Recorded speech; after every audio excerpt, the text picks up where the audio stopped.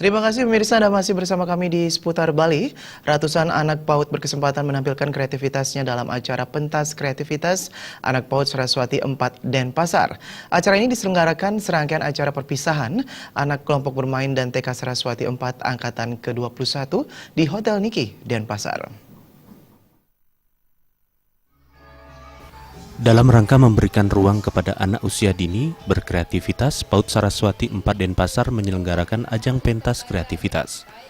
Kegiatan ini sekaligus dirangkaikan dengan perpisahan anak-anak kelompok bermain dan anak TK Saraswati 4 Angkatan 21 tahun pelajaran 2016-2017 yang berjumlah sebanyak 83 orang anak TK dan 10 orang anak-anak di kelompok bermain. Melalui ajang kegiatan ini diharapkan dapat meningkatkan kepercayaan diri anak sejak usia dini dalam mengenali lingkungan dan sekolah, serta pembentukan karakter jiwa dan kepribadian anak.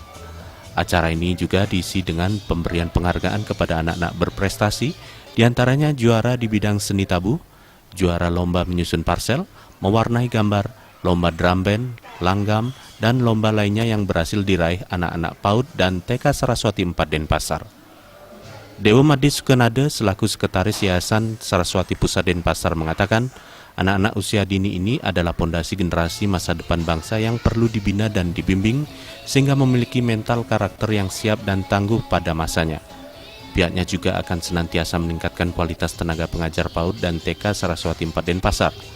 Usai perpisahan, anak-anak TK dapat melanjutkan ke jenjang pendidikan formal yang ada di naungan Yayasan Saraswati Pusat Denpasar. Dengan harapan di kemudian hari mereka di samping menjadi anak yang cerdas, berkarakter dan bertanggung jawab. Kita juga berusaha mendorong guru-guru, tenaga pendidik untuk selalu mengupgrade diri, jadi supaya lebih maju, baik dengan studi lanjut ataupun mengikuti workshop, kemudian seminar, kemudian pelatihan selalu kita dorong.